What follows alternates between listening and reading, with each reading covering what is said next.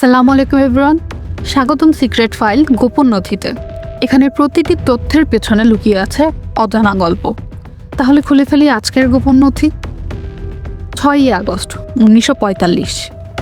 Hiroshima শহরটা তখনও ঘুম থেকে পুরো জাগেনি। শিশুরা স্কুলের পথে, মায়েরা সকালের নাস্তা সাজাচ্ছে।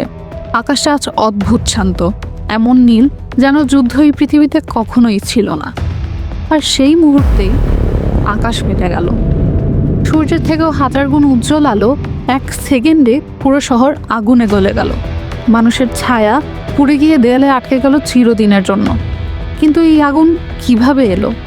কেন একদিন সকালে মানুষ নিজেরই তৈরি সূর্যে পুড়ে মরল? দ্বিতীয় বিশ্বযুদ্ধ চলছিল 6 বছর ধরে। জার্মানি ইতিমধ্যে আত্মসমর্পণ করেছে, কিন্তু জাপান এখনও লড়ছে শেষ নিঃশ্বাস পর্যন্ত। আমেরিকা চেয়েছিল যুদ্ধটা দ্রুত শেষ করতে, কিন্তু কিভাবে? তখনই শুরু হয় পৃথিবীর সবচেয়ে গোপন প্রকল্প, ম্যানহ্যাটন প্রজেক্ট। বিজ্ঞানীরা তৈরি করে এমন এক অস্ত্র যা একবার পড়লে পুরো শহর মুছে যায়। Code name little boy. একটা ছোট ছেলে যে আসলে নিয়ে আসছিল লাখো মানুষের মৃত্যু।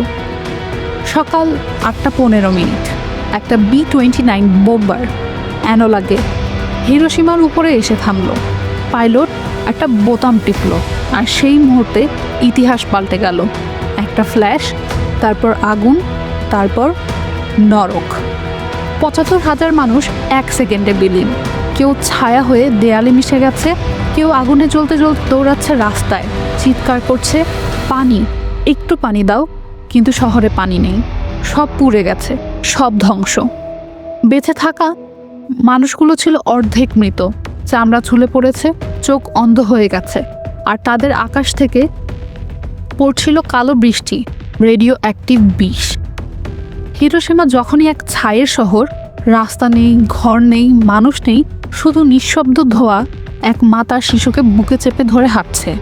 সে জানে না শিশুটি অনেক আগেই মারা গেছে।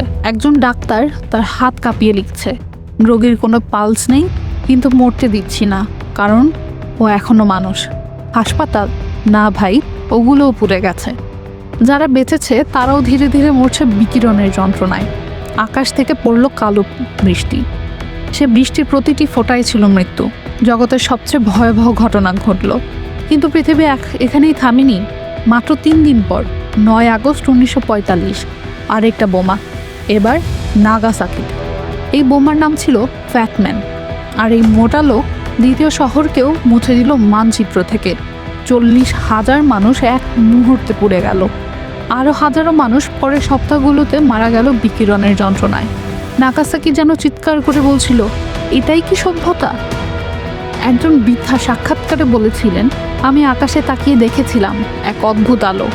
তারপর আমি আমার মেয়েকে আর কখনো খুঁজে পাইনি। একজন বালক বলেছিল, আমি শুধু আমার ভাইয়ের হাতটা ধরেছিলাম, তারপর দেখি সে নেই। তবু এই মানুষগুলো ক্ষমা করেছে।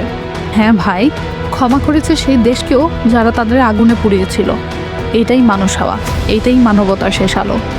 আজ 80 বছর পেরিয়ে গেছে। হিরোশিমা ও নাগাসাকি আবার দাঁড়িয়েছে, সুন্দর, শান্ত, প্রাণবন্ত শহর। কিন্তু তাদের বাতাসে এখনো আছে সেই দিনের ছাই। আমরা হয়তো ভুলে গেছি, কিন্তু পৃথিবীর কোথাও না কোথাও এখনো কেউ সেই আকাশ দেখে কেঁপে ওঠে। একটা জাতি একদিন সূর্যের আগুন তৈরি করেছিল। আজও সেই আগুন আমাদের বিবেকের নিচে জ্বলছে। আগুন নিভে গেছে, কিন্তু মানুষের বিবেক আজও জ্বলছে। আর সেই ছাই আজও সেই শহরের বাতাসে ভাসে। আর নথি এখানেই শেষ।